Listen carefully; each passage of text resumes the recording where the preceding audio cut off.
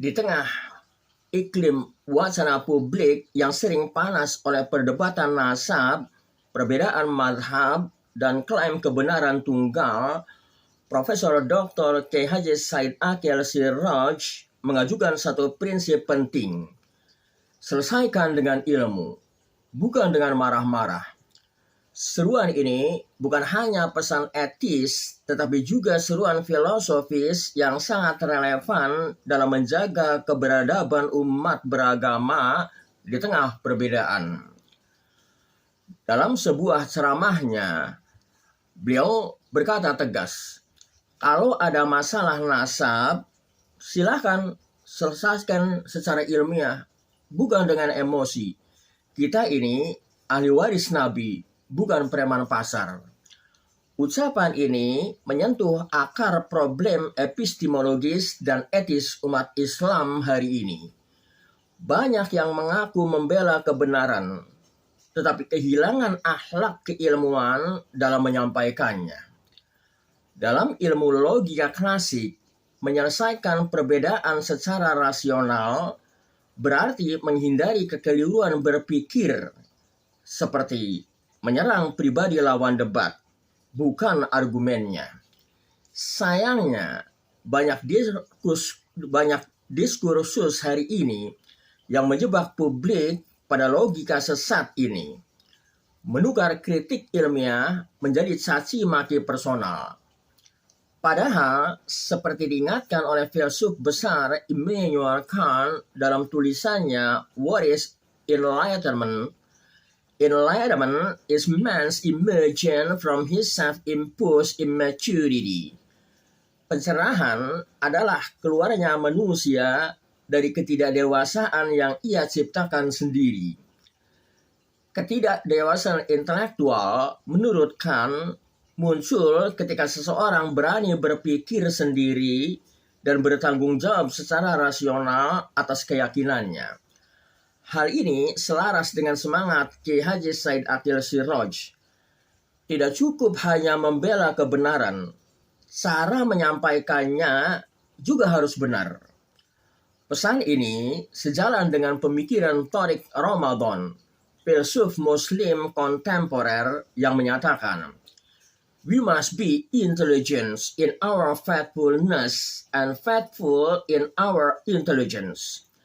Kita harus cerdas dalam kesetiaan kita dan setia dalam kecerdasan kita. Ketika perbedaan ilmiah tak lagi diiringi dengan adab, maka diskusi menjadi medan ego dan emosi. Kiai Haji Said Aqil Siraj mengajak kita semua, ulama, cendekiawan, hingga masyarakat awam untuk membumikan adab dalam menegakkan ilmu. Mengapa harus beradab? Beradab bukan berarti lemah. Justru dengan adab, seseorang menahan diri dari arogansi intelektual dan kekerasan verbal. Ini disebut dengan etika diskursus, yaitu tata krama dalam berdialektika. Diskursus yang sehat hanya bisa tercipta jika para pihak jujur dalam niat, menghargai lawan bicara, dan tunduk pada kriteria rasionalitas. Kiai Haji Said Aqil Siraj mengajak kita untuk membangun peradaban dialog, bukan hanya perdebatan. Dalam satu kesempatan, beliau mengingatkan, yang penting bukan menang-menangan, tapi memuliakan ilmu dan menjaga akhlak dalam menegakkannya. Said Hussein Nasr, seorang filsuf dan cendekiawan Muslim asal Iran, menekankan nilai keheningan dan kedalaman dalam penyampaian ilmu. The sacred is not something that comes from the outside. It is something that is within you, waiting to be unveiled through sincerity, humility, and discipline. Yang sakral bukanlah sesuatu yang datang dari luar, melainkan sesuatu yang ada dalam dirimu, menanti untuk diungkap melalui ketulusan, kerendahan hati, dan kedisiplinan. Kebenaran ilmiah tidak perlu dibela dengan amarah. Ia cukup dijelaskan dengan argumen dan disampaikan dengan adab. Jika seseorang benar secara substansi, tetapi kasar secara etika, maka ia justru mencederai kebenaran itu sendiri. Seperti dikatakan oleh Søren Kierkegaard, seorang filsuf eksistensialis, truth is not introduced into the individual from without, but was within him all the time. Kebenaran tidak datang dari luar diri seseorang, tetapi selalu ada di dalam dirinya.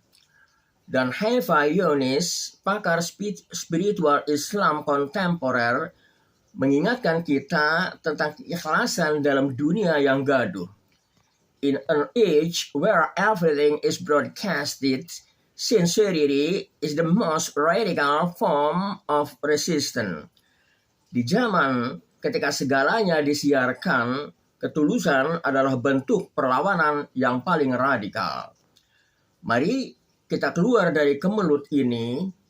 Mari kita kembali kepada jalan nalar dan jalan akhlak. Kiai Haji Said Aqil Siraj telah mencontohkan yang kita butuhkan bukan hanya keberanian berpikir, tetapi juga kesabaran untuk menyampaikannya secara beradab.